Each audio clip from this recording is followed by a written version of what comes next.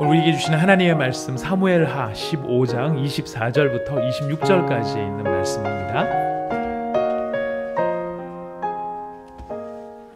사무엘하 15장 24절부터 26절까지에 있는 말씀입니다. 사무엘하 15장 24절부터 26절까지의 말씀, 저희가 함께 한 목소리로 같이 이 세 절 말씀을 읽도록 하겠습니다. 우리가 봉독하는 이 말씀은 지금도 살아계신 하나님의 말씀입니다. 우리 하나님의 말씀을 함께 읽으면서 하나님의 말씀으로, 하나님의 뜻으로 이 말씀을 받기를 원합니다. 함께 읽겠습니다. 보라, 사독과 그와 함께한 모든 레위 사람도 하나님의 언약 궤를 메어다가 하나님의 궤를 내려놓고 아비아달도 올라와서 모든 백성이 성에서 나오기를 기다리도다. 왕이 사독에게 이르되, 보라, 하나님의 궤를 성읍으로 도로 메어가라. 만일 내가 여호와 앞에서 은혜를 입으면 도로 나를 인도하사 내게 그 궤와 그 계신 데를 보이시리라. 그러나 그가 이와 같이 말씀하시기를 내가 너를 기뻐하지 아니한다 하시면 종이 여기 있사오니 선히 여기시는 대로 내게 행하시옵소서 하리라. 아멘. 우리가 영적 전쟁의 본질에 대하여서 지난번에 말씀드린 적이 있었습니다. 영적 전쟁이라고 하는 것의 그 근본에는 하나님을 우리가 모시고 살아가는 것이 영적인 삶이라고 한다면, 바로 그 하나님을 모시고 살아가는 삶을 방해하고, 할 수만 있다면 하나님과 떨어뜨리고 하나님을 잊어버리고 하나님과 하나님 없이 그렇게 살도록 만들려고 하는 바로 그런 시도들이 영적 전쟁이라고 하는 것의 본질이라고 말씀드렸습니다. 그래서 사탄은 아주 교묘해서요, 우리가 하나님을 잊어버릴 수만 있게 할 수 있다면, 아니면 하나님으로부터 우리를 떨어뜨려 놓을 수만 있다면 수단과 방법을 가리지 않는다고 말씀을 드렸습니다. 그래서 그 수단과 방법에는 우리가 생각하는 고난이나 환난, 핍박, 순교를 당할 만한 그런 어려운 일들, 이런 것들이 영적 전쟁의 한 축이라고 한다면, 즉 고난과 고통과 고생을 통해서 이렇게 내가 어려움을 당하는데 나를 이렇게 안 지켜주시는 하나님은 뭐야? 하나님은 나를 안 사랑하시는 것 같아. 하나님이 만약 계시다면 어떻게 나를 이런 곳에 버려둘 수 있어? 이렇게 하나님을 원망하게 만들고 하나님으로부터 떠나도록 만드는 것이 사탄의 하나의 전략의 축입니다. 그러나 이것만 방법이 있는 것이 아니라 사탄은 또 다른 아주 교묘한 방법, 아주 좋은 우리가 생각할 때는 굉장히 좋은 일들을 바로 영적 전쟁의 방법으로 사용할 수 있다는 것입니다.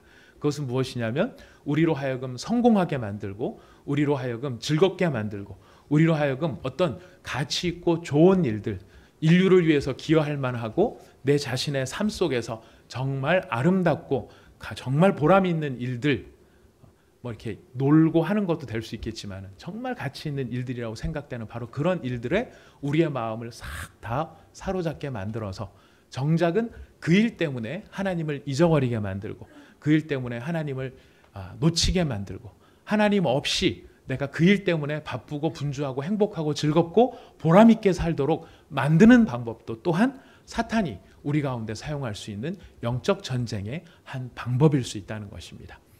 그래서 우리가 지혜를 얻는다라고 하는 것, 하나님 앞에서 영적인 지혜를 갖는다, 분별력을 갖는다라고 하는 것은 어떤 뜻이냐면, 내가 지금 어려운 형편에 있다가 좋은 형편으로 갔으니까 내가 잘 됐구나 하는 것이 아니라, 내가 지금 형편은 좋은 일인데 이 형편 때문에 하나님을 잊어버리고 살고 있는 것은 아닌지, 하나님과의 관계가 소홀해진 것은 아닌지, 하나님을 내가 놓쳐버린 것은 아닌지를 깨달을 수 있는 것, 이것이 바로 영적인 분별력이라고 말할 수 있습니다.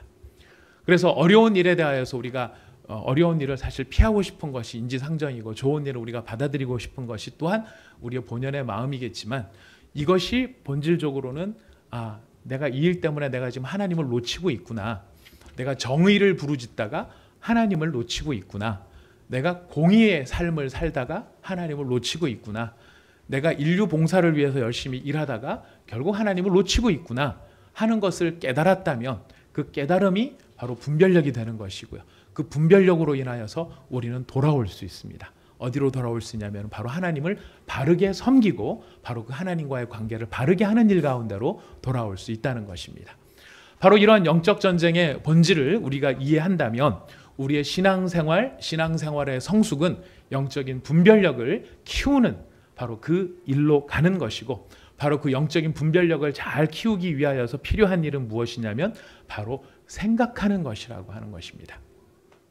많은 사람들이 신앙생활의 어떤 그 본질적인 특성 이렇게 하면은 저 영혼 밑바닥에서부터 보글보글 끌어오르는 기쁨의 환희, 즐거움, 물론 신앙생활하다 보면 이런 부분이 있을 수 있습니다. 그러나 그것이 바른 신앙생활의 어떤 결과적인 측면이 아니고요. 우리가 신앙생활을 잘하고 건강한 신앙생활을 잘하기 위해서는 밑에서부터 끌어오르는 어떤 그런 기쁨과 환희의 문제가 아니라 우리가 하나님에 대하여, 하나님의 뜻에 대하여, 또 하나님과 동행하는 삶에 대하여 영적인 문제의 본질을 우리가 성찰할 수 있는 그런 생각을 키워나가는 것, 바로 이것이 신앙생활이 성장하는 것이고 성숙하는 것이라고 말할 수 있습니다. 다윗은 우리 가운데 참 너무나 이 성경에 등장하는 여러 인물들 가운데서 우리가 좋아하는 사람들 다 개인적으로 호불호가 있을 것입니다. 난 이런 사람을 닮고 싶고 이 사람처럼 되고 싶다.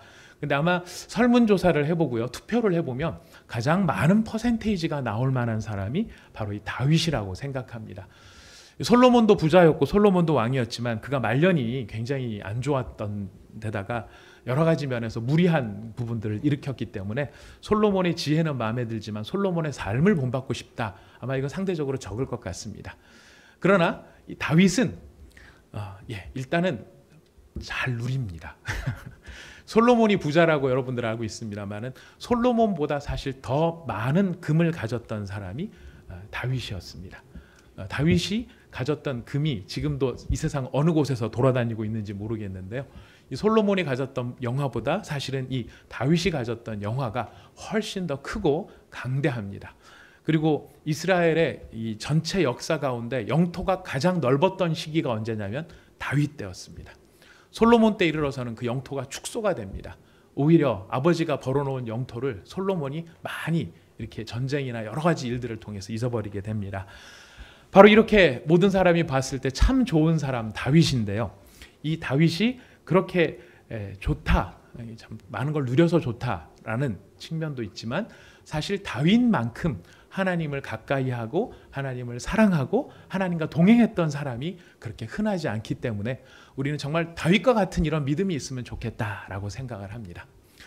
그리고 다윗이 믿음이 좋다라고 느끼는 이제 가장 대표적인 사건이 바로 그는 어렸을 때부터 어른들도 두려워하고 왕도 두려워하였던 골리앗을 아주 곰 발바닥만큼도 여기지 않았던 것이, 곰 발바닥의 때만큼도 여기지 않았던 것이 바로 다윗이었습니다.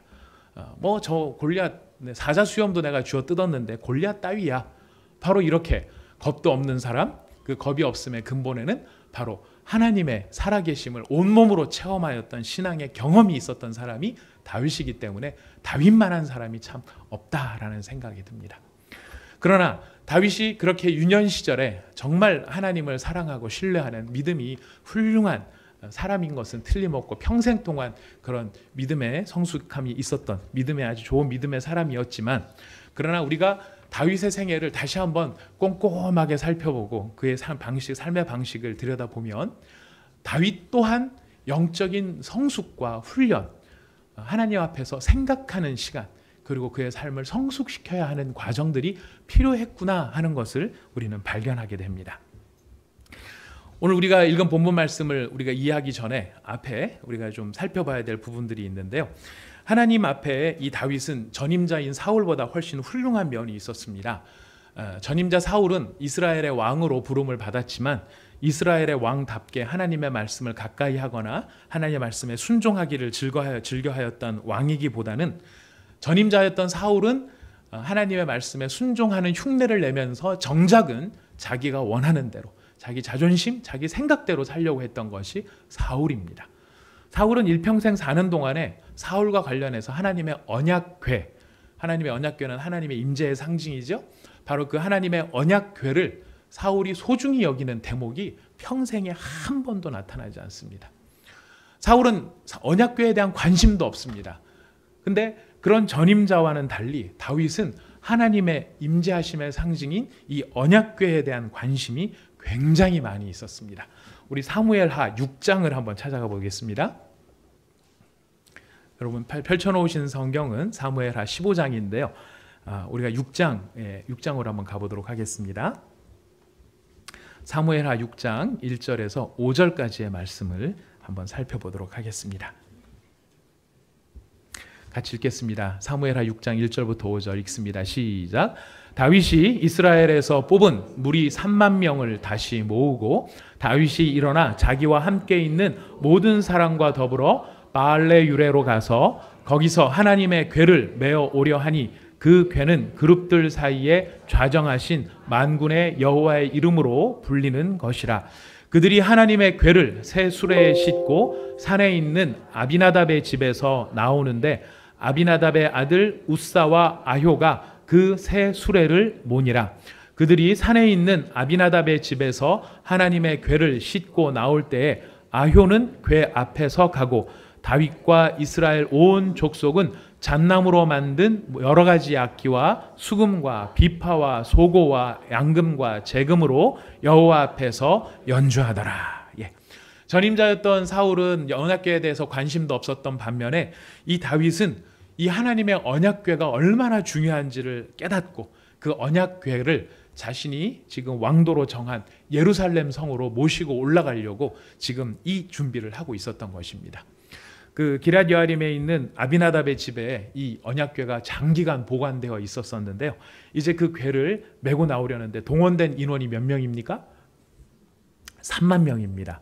3만 명에다가 또 그 3만 명을 동원해서 그냥 쭉 따라만 나온 게 아니라 그 사람들이 동원된 이유가 있었습니다.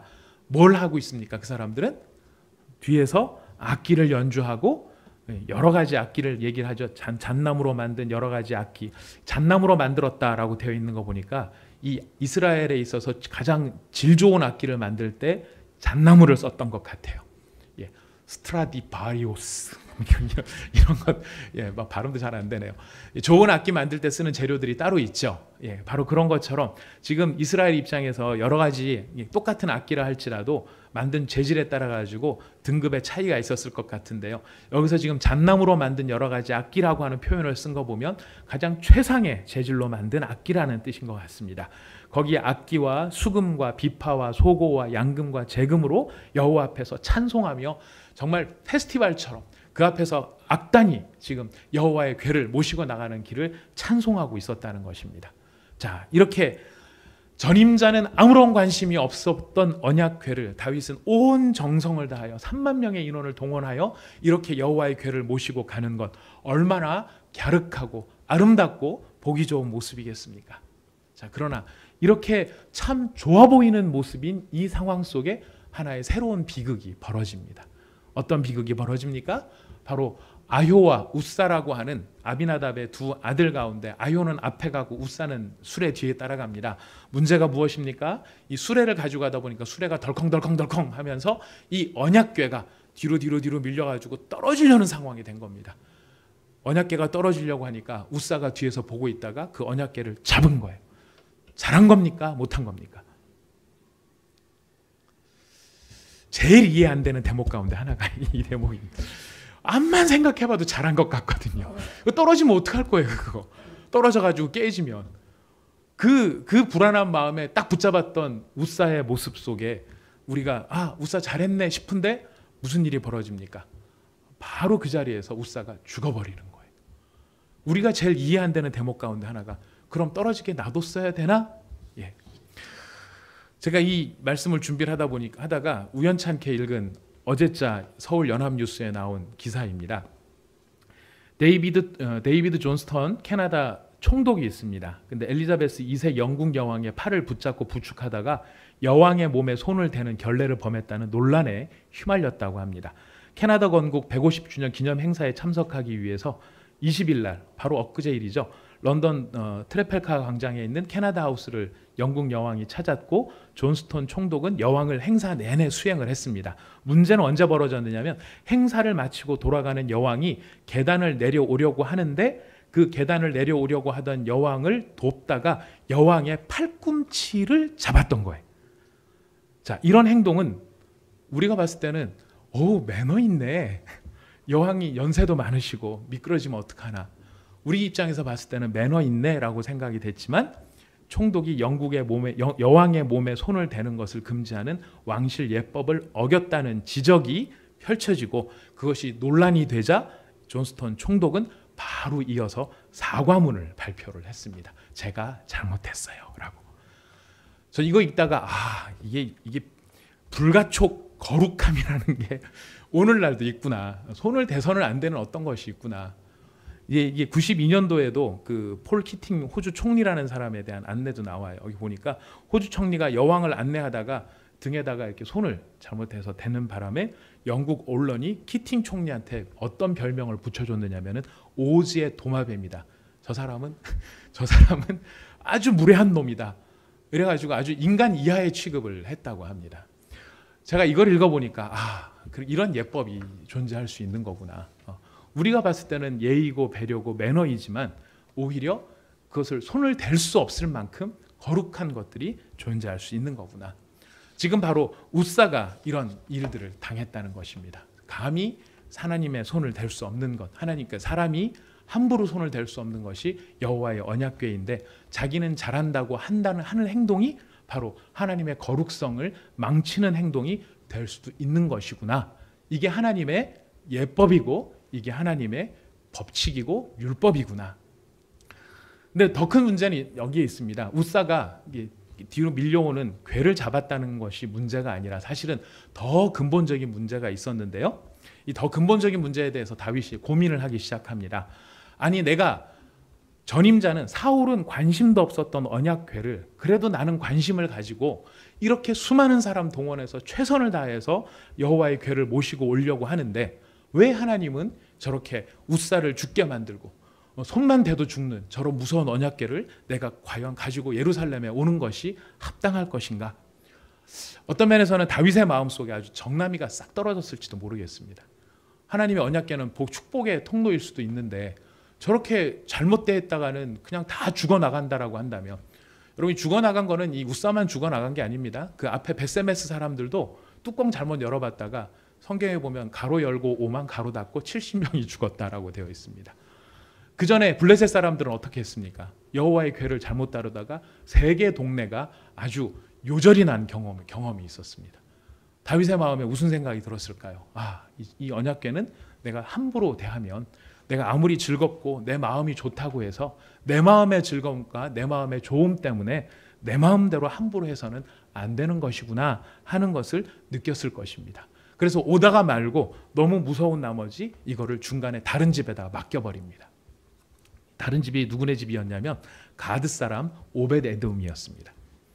여러분 가드 사람 오벳 에돔 이렇게 말씀드리면 오벳 에돔이 집에 그냥 머물렀구나라고 생각이 되시죠? 이상한 점 못 느끼시겠습니까? 저의 아주 못된 버릇 가운데 하나는 자꾸 여러분들한테 이상하게 느끼라고 말씀을 드리는 좀 그런 어떤 좀 태도가 있는 것 같습니다. 이상하게 느끼셔야 됩니다. 왜 이상하게 느끼셔야 되냐면 오벳 에돔이 문제가 아니라 오벳 에돔이 가드 사람이라는 거예요. 가드 사람은 이스라엘 사람입니까? 블레셋 사람입니까? 블레셋 사람이라는 거예요. 이스라엘 집에다가 맡긴 것도 아니고 이방인 블레셋 사람, 블레셋 가드 사람. 우리가 지난주에 설교 때도 말씀드렸죠. 가드, 가사, 아스돗. 우리 오늘 김성영 집사님 기도하시면서 정확하게 기억을 해주셨는데요. 이 가드라고 하는 것이 이렇게 무시무시한 이스라엘의 아픈 역사가 기록되어 있는 부분인데 어떻게 그 사람 집에다가 보관을 했을까? 저는 지금 계속 이 부분은 고민을 하고 있는 부분입니다. 근데 이 이야기를 보면은 아마 다윗의 상대적인 그 교만함 같은 것들이 좀 사실 느껴지는 부분이 있어요. 그래, 블레셋 사람들도 안 되고 벳세메스 사람들도 안 될지는 몰라도 그래도 나는 괜찮아. 여호와의 언약궤를 내가 다 대하는 거는 블레셋 사람도 함부로 못 다루고 벳세메스 사람들도 함부로 못 다루지만은 그래도 나는 여호와의 이름으로 왕이 된 사람이기 때문에 내가 대하는 것은 괜찮아. 아마 이렇게 생각하는 마음이 다윗에게 있었는지 모르겠습니다. 하지만 그럼에도 불구하고 다윗이 안 됐을 때 이 오벳에돔의 집에 그냥 갖다 집어넣어놓은 거예요. 그리고 다윗이 쳐다도 안 봅니다. 네, 우리가 아까 읽은 말씀에 보니까 읽진 않았습니다. 한번 읽어보겠습니다. 자, 사무엘하 6장 11절 12절 말씀. 사무엘하 6장 11절 12절 말씀입니다. 같이 한번 읽어보겠습니다. 시작. 여호와의 궤가 가드 사람 오벳에돔의 집에 석 달을 있었는데 여호와께서 오벳에돔과 그의 온 집에 복을 주시니라. 어떤 사람이 다윗 왕에게 아뢰어 이르되 여호와께서 하나님의 궤로 말미암아 오벳에돔의 집과 그의 모든 소유에 복을 주셨다 한지라. 다윗이 가서 하나님의 궤를 기쁨으로 메고 오벳에돔의 집에서 다윗상으로 올라올세. 예. 여기 보면은 다윗 왕이 사람에게 시켜서 물어본 겁니까? 어떤 사람이 와서 알려줬습니까? 어떤 사람이 와서 알려준 거예요. 다윗은 오벳에돔의 집에 넣어놓고 물어보지도 않고 있어요. 근데 어떤 사람이 와서 알려준 겁니다. 뭐라고 알려줍니까? 오벳에돔의 집이 복을 받았습니다. 복을 받았는데 여러분 얼마나 확실한 복을 받았으면 석 달을 있었는데요. 석 달 동안에 있는 동안에 모든 사람이 봤을 때 이건 여호와가 주신 복이다라고 느낄 만큼 큰 복을 오벳에돔이 받았다는 겁니다. 적당한 복을 받아서는 받은 줄 모르죠. 제대로 된 거 한 방을 맞아야 이게 여호와께서 주신 복이구나 하는 것을 알았을 것입니다. 바로 이 오벳에돔이 바로 이렇게 복을 받았다는 사실을 들었을 때 비로소 다윗은 다시 그 언약궤를 메고 올 마음이 생겼던 것입니다. 무슨 이야기일까요? 이스라엘 사람이라고 해서 다 안전한 것이 아닙니다. 그리고 놀랍게도 블레셋 사람이라고 해서 다 위험한 것도 아니라는 거예요. 여호와의 언약궤를 대함에 있어서 블레셋 사람이었기 때문에 위험했던 것이 아니라 블레셋 사람임에도 불구하고 복을 받더라 하는 것입니다. 이스라엘 사람이라고 해서 안전할 줄 알았는데 이스라엘 사람이라고 해서 복을 받는 것이 아니고 심지어 다윗의 선한 의도조차도 안 되더라는 것입니다. 다윗이 고민을 했을 것입니다. 생각했을 것입니다. 무엇이 문제였을까? 왜 실패한 것일까? 실패의 본질, 근본은 어디에 있었습니까? 가장 중요한 다윗의 실패의 근본은 하나님의 말씀대로 하지 않았다는 거예요. 내가 언제요? 다윗의 입장에서 생각했을 겁니다. 제가 언제요? 예, 언제 그랬냐면 처음 기럇 여아림에 있는 아비나답의 집에서 여호와의 궤를 모시고 나올 때 어디에 싣고 나왔죠? 새 수레에 싣고 나왔어요. 그거는 누구의 방식이냐면 블레셋의 방식이었어요. 수레에다가 언약궤를 메고 나오는 것은 블레셋 사람들이 언약궤를 이 이스라엘로 돌려보내기 위해서 했던 것이 바로 수레에다가 싣고 가는 거였고요. 하나님이 정해주신 언약궤를 옮기는 것은 어떤 방식이었습니까? 레위 사람들이 어깨에 메고 가는 거였어요. 다윗 입장에서 수레나 이거나 가면 되는 거지. 꽝 잡는 게 매지. 결과만 있으면 되잖아요. 할 만한 대목이었지만 하나님께서는 하나님을 사랑하는 다윗의 중심도 알고 계시고 그의 동기의 선함도 알고 계시고 그의 마음에 가지고 있는 중심이 여호와께 잘해드리겠다는 마음도 알고 있었지만 그럼에도 불구하고 하나님은 지금 무엇을 요구하십니까? 아무리 동기가 좋아도 네 맘대로는 안 된다는 것입니다. 진정한 순종은 네가 납득을 할 수 있든 납득을 할 수 없든 내가 정한 그 방식과 방법과 법도를 존중하는 것이 바로 네가 진정으로 내 말에 순종하는 내용이 될 수 있다. 이거를 깨달은 것 같습니다. 그래서 여러분 읽으셨죠? 두 번째 옮길 때는 어떻게 합니까? 메고 나왔다고 되어 있습니다. 메고 옮겼다. 그래서 다윗 마침내 두 번째 성공을 하게 됩니다. 두 번째 예루살렘으로 잘 올라오게 됩니다. 예루살렘으로 잘 올려다 놓고 그 다음에 다윗은 그걸로 끝나지 않았습니다. 다윗의 마음속에는 이 언약궤를 향한 다윗의 마음은 참 갸륵한 면이 있는데요. 그 갸륵한 면의 정점이 7장 2절에 나타납니다. 7장 1절 2절 여러분 다시 한번 읽어보겠습니다. 사무엘하 7장 1절과 2절입니다. 같이 읽어봅니다. 시작. 여호와께서 주위의 모든 원수를 무찌르사 왕으로 궁에 평안히 살게 하신 때에 왕이 선지자 나단에게 이르되 볼지어다 나는 백향목 궁에 살거든 여하나님의 궤는 휘장 가운데 있도다. 예.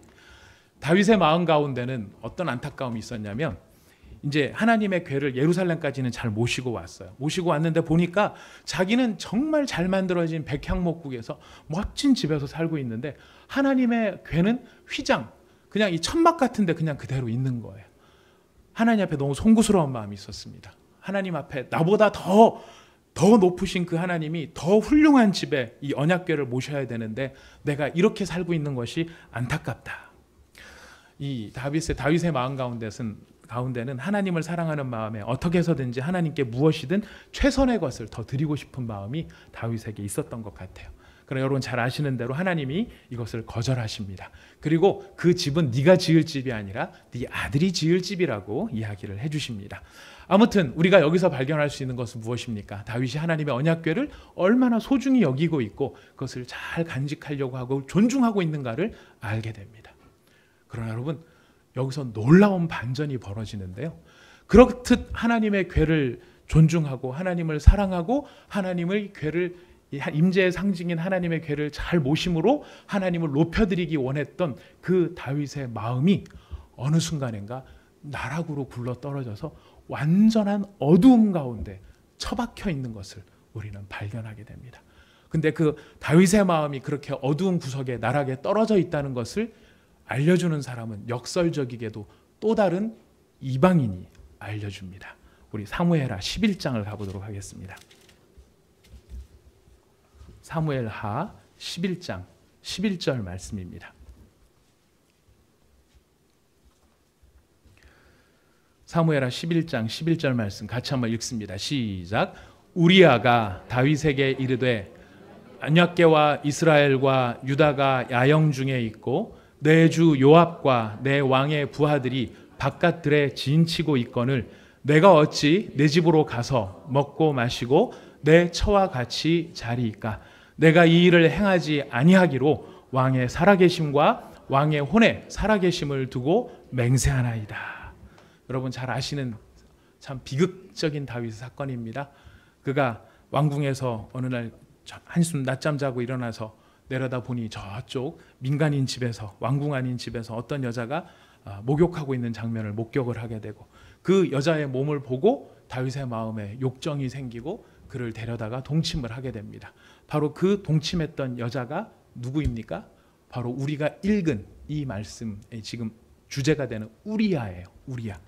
이 우리아가 아내를 밧세바를 지금 다윗이 다른 유부녀와 아주 부정한 일을 저지르게 됩니다. 그리고 그만 그 여자에게 아기가 생기고 그래서 그 아기가 생겼다는 사실 때문에 자기가 저지른 부정이 탄로나게 된 다윗은 음모를 꾸미게 됩니다. 이 우리아를 데려다가 자기 밧세바와 다시 동침을 시키면은 이 아기가 내 아기인지 우리아의 아기인지 이것을 희석을 시켜서 없애버리려고 시도를 해서 우리아에게 특별 휴가를 줍니다. 집으로 와라. 집으로 와서 우리아를 대면하고 그리고 다윗이 우리아한테 좋은 음식을 주고 네가 얼마나 고생이 많냐. 너무너무 수고한다. 이제 너 집에 가서 잠시 쉬어라. 이렇게 해서 우리아를 집으로 보내려고 합니다. 겉은 선한 포장이 되어 있습니다. 아주 메이크업이 잘 되어 있습니다. 우리아를 위해 주는 것 같고 우리한테 최고의 것을 주는 것 같지만 그 안에 담겨 있는 그 숨겨진 내막은 자신의 잘못을 감추려고 하는, 은폐하려고 하는, 그리고 그것을 덮어 씌우려고 하는 그런 괴계가 여기 담겨 있었던 것입니다. 바로 그런 괴계 앞에 아무것도 모르는 우리아의 독백입니다. 다윗의 마음이 어떤지, 자기 아내가 어떤 짓을 저질렀는지, 내가 모르는 상황에 무슨 일이 일어나는지 아무것도 모르는 그 우리아가 집에 가서 자라고 자기의 최선의 것으로 권면하는 그 다윗을 향해 드리는 일성이 무엇입니까? 우리아가 다윗에게 아뢰되 제일 첫 번째 나오는 것이 언약궤와 이스라엘과 유다가 야영 중에 있습니다. 하나님의 언약궤가 여호와의 전쟁을 위하여서 지금 전투 현장 한가운데 언약궤가 가 있습니다. 이 얘기를 하는 게 우리아인데 우리아가 어디 지역 사람입니까? 헷 사람입니다. 헷 사람. 히타이트 사람입니다. 이방인입니다. 이방인이 지금 뭐를 의식하고 있죠? 언약궤를 의식하고 있는 거예요. 이스라엘 사람도 아니고 왕족도 아닙니다. 이방인입니다. 가드 사람 오베데돔에 이어서 헷 사람 우리아가 다윗에게 이 이야기를 보여주는 것입니다. 그러나 지금 이 이야기가 보여주는 처절함은 어디에 있습니까? 이 이야기가 너무 가슴 아픈 비극이 어디에 있느냐면 우리아의 이 선명하고 단순하고 어떤 면에서는 너무 순진할 정도의, 그러나 그 가운데 있는 순수함은 무엇이냐면 언약궤가 야영 중에 있는데 내가 어떻게 집에 가서 아내랑 편하게 자겠습니까? 하나님의 언약궤가 밖에 있는데, 그 이야기는 반대로 무엇을 보여주냐면 하나님의 언약궤가 밖에 있음에도 불구하고 다윗은 지금 어디가 있습니까? 왕궁에 있는 거예요. 이방인은 하나님의 언약궤를 생각하고 있는데 하나님의 언약궤를 제일 잘 생각한다고 생각했던 다윗은 지금 그 언약궤가 어디에 있는지를 잃어버리고 무엇에만 급급합니까? 자신의 욕망, 자신의 욕정, 그 다음에는 자신의 잘못이 드러날 것에 대한 두려움 속에서 그것을 은폐하기에만 급급한 것입니다. 저는 이 대목을 읽으면서 깨어지는 다윗의 영적 허영심이 여기서 처절히 깨어지지 않았을까 싶었습니다. 이스라엘에서 하나님과 제일 친한 사람은 나야.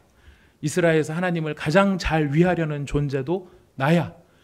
전임자는 언약궤에 대해서 관심도 없었지만 그 언약궤를 그나마 잘 보존하고 존중하려고 했던 존재도 나야. 내가 백향목궁에 거하는 것이 괴로워서 여호와를 위해서 집을 짓고 싶었던 것도 나야. 이런 중심이 자기에게 있었다고 생각을 했는데 결국 어떻습니까?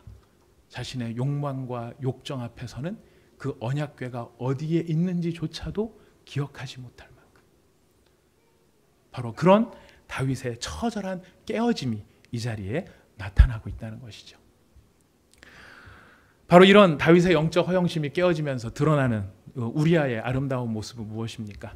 진짜로 하나님을 경외하고 진짜로 하나님의 언약궤를 지키려 했던 사람은 다윗 이렇게 집을 지어주려는 사람이 아니라 아무 말도 없이 묵묵히 언약궤 곁에 서서 언약궤와 함께 하나님이 가고자 하는 대로 같이 순종하며 따라가는 바로 그 사람이, 그 우리아가 진정으로 하나님의 언약궤를 존중하고 하나님을 사랑하는 사람이었다. 이 사실을 우리는 발견하게 되는 것입니다. 이 뼈아픈 사건, 나중에 다윗이 통곡을 하죠. 통곡을 하는 이유가 어디에 있습니까? 나단 선지자가 와가지고 책망을 하고 질책을 했을 때 자기가 밧세바와 그렇게 했던 것, 우리아를 모함해가지고 우리아를 억울하게 죽게 했던 것, 이런 것에 대한 통회와 자복이 있지만 여러분 나중에 다윗의 이 통회의 회개의 기도의 시편을 읽어보십시오. 그 회개의 본질이 어디에 있는가? 자신이 하나님을 떠나고 하나님을 잊어버리고 있었다는 것에 대하여 다윗은 통회하며 눈물을 흘리고 있습니다. 이 모든 죄악이 벌어졌던 이유는 하나였어요. 자신이 언약궤를 잊어버리고 언약궤가 밖에 나가 있으면 자기도 나가 있어야 되는데 언약궤가 떨어져 있었다는, 바로 그것이 모든 죄를 불러일으켰던 원인이었음을 바로 다윗은 통회하며 자복하고 있었다는 것입니다. 바로 그런 언약궤 앞에서 철저하게 부서졌던 다윗의 영적인 허영심, 그 허영심이 많은 것을 아마 생각하게 했을 것입니다. 많은 것을 고민하게 했을 것입니다. 이제 어떤 사건이 벌어집니까? 오늘 우리가 읽었던 본문 말씀의 배경입니다. 바로 그 다윗의 또 하나의 고난이 찾아옵니다. 아들 압살롬이 반역을 일으켜서 아버지 죽이고 자기 왕이 되겠다고 쳐들어온 거예요. 그 압살롬을 당해낼 재주가 없으니까 다윗이 이제 도망을 가게 생겼습니다. 예루살렘 성을 버리고 광야로 나가서 이제는 망명정부를 세워야 되는 그런 상황이 되었는데, 여러분 우리가 읽은 본문에 뭐가 등장하죠? 사무엘아 다시 한번 가봅니다. 다시 이런 망명정부를 세우기 위해서 지금 떠나가야 되는 다윗 앞에 24절 말씀 24절 말씀 읽겠습니다. 24절 읽겠습니다. 시작. 보라, 사독과 그와 함께한 모든 레위 사람도 하나님의 언약궤를 메어다가 하나님의 궤를 내려놓고 아비아달도 올라와서 모든 백성이 성에서 나오기를 기다리도다. 자, 이거 왜 기다리고 있는 겁니까? 다윗과 함께 광야로 나가기 위해서 제사장들이 궤를 메고 나온 거예요.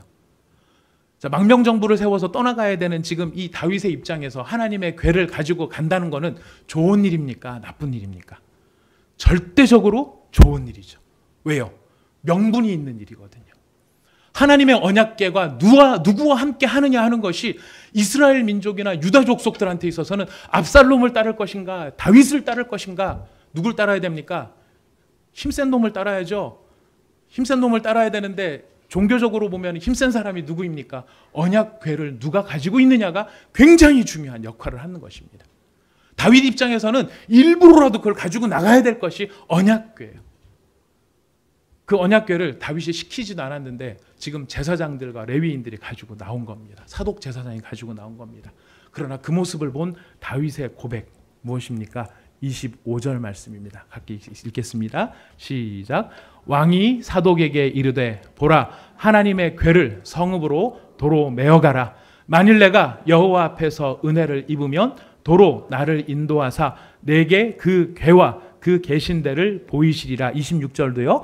그러나 그가 이와 같이 말씀하시기를 내가 너를 기뻐하지 아니한다 하시면 종이 여기 있사오니 선히 여기시는 대로 내게 행하시옵소서 하리라. 무슨 뜻입니까? 이제는 죽이든 살리든 누구 뜻대로라고요? 하나님의 뜻대로.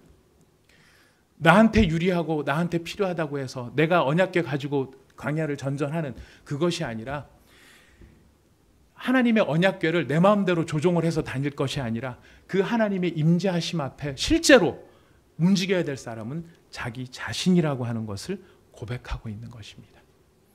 하나님한테 이러십시오 저러십시오. 하나님 제가 지금 사업을 하려고 하는데 이게 지금 저조차고 하는 사업입니까? 하나님 이 사업 통해서 하나님의 영광을 드러낼 것입니다. 하나님 성공하게 해주십시오. 사실 굉장히 하나님을 위하는 것 같지만 그 이면에 놓고 보면 하나님한테 이래라 저래라 지시하는 것하고 똑같다는 거예요. 지금 다윗은 그 앞에서의 여러 경험들을 통해 고민합니다. 어쩌면은 아브라함이 이삭을 바치는 모리아 산의 사건과 같은 경험, 그 다윗의 생에 있어서 다윗의 모리아 산 사건이라고 말할 수 있는 대목이 있다면 바로 이 대목인 것이죠. 하나님을 제 마음대로 하지 않겠습니다. 오히려 움직여야 하는 것은 저입니다. 하나님이 말씀하시면 가라 하시면 가고 서라 하시면 서고 하나님이 아니다 하시면 아니고 하나님이 기다 하시면 기는 것, 그렇다라고 할 수 있는 것. 하나님 앞에서 내가 이래야 저래라 움직여야 될 존재이지 하나님을 내 마음대로 할 수 없습니다. 하나님은 예루살렘 성 언약궤는 거기 계십시오. 하나님이 기뻐하시면 나는 돌아올 것이고 하나님이 아니다 하시면 저는 그 자리에서 사그러질 것입니다. 죽든지 살든지 누구의 마음대로 하라는 것입니까? 여호와 마음대로. 근데 그것이 여러분 우리나라 말은 뉘앙스가 중요해요. 네 마음대로 해 이거하고 마음대로 뜻대로 하시옵소서 이거하고는 천양지차가 나는 거예요. 지금 다윗의 깨달음은 무엇입니까? 내 나이가 이 지경이 돼가지고 내가 지금 또 쫓겨가고 하나님 살아계십니까? 압살롬이 저렇게 쳐들어오면 압살롬 모가지를 날려버리든지 그 주둥아리를 날려버리든지 중풍에 걸리게 하든지 하다못해 무좀에 걸리게 해서 발가락 긁느라고 전쟁의 때를 놓치게 하든지 그렇게 하셔야 하나님이 돕는 거지. 이런 원망들이 충분히 있을 수 있는데 다윗은 그런 것에 대해서 이런 방구 언급도 하지 않습니다. 하나님이 지금 나한테 가라고 하시는 거다. 그렇다면 난 가야 된다. 하나님의 뜻이 선하오니 그 뜻대로 행하시옵소서. 그 뜻을 신뢰하고 의지할 수 있는 다윗의 고백이 묻어나는 대목, 그것이 무엇입니까? 언약궤를 도로 메고 올라가라. 그가 부르시면 내가 다시 어전으로 달려올 것이고 그가 나를 기뻐하지 아니하신다면 나는 그 뜻이 선하다라고 고백하며 받아들일 것이다. 다윗이 이런 고백을 할 수 있게 된 그 이유가 어디 있을까요? 바로 생각함, 자신이 경험한 일들을 가지고 묵상하고 반추하고 음미해서. 그래서 가장 중요한 것이 무엇입니까? 깨달은 것이 무엇일까요? 나를 완성시켜 가기를 원하시는 하나님. 내 뜻대로 내가 원하는 대로 내 인생을 완성시켜 가는 것이 아니라 하나님이 나의 성장과 나를 향하신 그 작정하신 목적의 선하심을 위하여 나를 인도하고 계시는데 그 하나님의 뜻이 이루어지기를 바라는, 그것을 사모하는, 하나님의 완성을 기다리는, 그것을 신뢰하는 다윗의 모습이 여기에 담겨 있다는 것입니다. 우리가 살아가는 신앙의 본질도 여기에 놓여 있습니다. 우리가 살다 보면 어려운 일들도 있고 힘든 일들도 있고 내가 마음에 원하는 대로 되지 않는 일들이 얼마나 많은지 모릅니다. 그럴 때 우리 자신은 하나님을 향해서 이런 원망, 이런 섭섭함들이 얼마든지 있을 수 있겠죠. 다윗처럼 똑같이 하나님, 제 의도를 아시잖아요. 제 중심을 아시잖아요. 그런데 왜 이런 일들이 있어야 되나요? 왜 이런 일들이 이루어지지 않나요? 왜 그런 것일까요? 하나님께서 다윗에게 말씀하셨듯이 우리에게도 말씀하고 계시리라고 확신합니다. 생각해봐라. 생각해봐라. 지금 너는 너의 의도가 좋고 너의 모든 것이 다 훌륭하다고 생각하고 있지만, 판단하고 있지만, 그러나 생각해봐라. 그것이 얼마나 사실은 너 중심적이고 너의 영적인 허영심이고 너의 교만이고 너의 아집일 수 있다는 것을 네가 생각해 보거라. 그리고 정말로 하나님을 신뢰하고 하나님을 의지하고 그 하나님이 기뻐하시면 기뻐하시는 대로 내가 하겠습니다라고 고백하는 자리에 이르도록 우리를 다듬어 가시고 만들어 가시고 인도하고 계시는 줄을 믿습니다. 우리 사랑하는 성도 여러분, 다윗이 당한 이 일 우리에게 큰 교훈이 되기를 원합니다.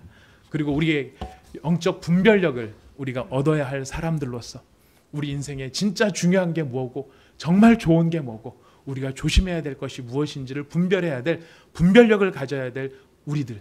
자, 그렇다면 하나님의 뜻을 생각해야 되는데요. 그 하나님의 뜻을 잘 생각하기 위해서 우리 가운데 주어진 하나님의 축복의 선물이 있습니다. 그게 뭔지 아십니까? 성경책이에요. 제가 막판에 이렇게 나오니까 약간 약장수처럼 돼버렸습니다. 아닙니다. 우리가 생각할, 뭘 가지고 생각하겠습니까? 바로 기록된 말씀을 가지고 음미해보고 생각해보고 묵상해보며 우리의 삶을 만지시는 그 하나님을 우리가 깨달을 수 있게 되는 것입니다. 우리 사랑하는 성도 여러분, 말씀을 묵상하시고 생각하시는 가운데에 하나님 앞에 여러분을 완성시켜 나가는 하나님의 손길을 발견하시기를 바랍니다. 그리고 지금 이해할 수 없는 그 어려움 속에서도 그것이 전부가 아니라 바로 그 다음, 바로 이 다윗을 다윗되게 하시는 하나님의 은혜가 있듯이 바로 나를 나되게 만드시는 하나님의 영광이 있음을 신뢰하면서 우리 하나님 앞에 같이 영적으로 성장할 수 있기를 축복합니다.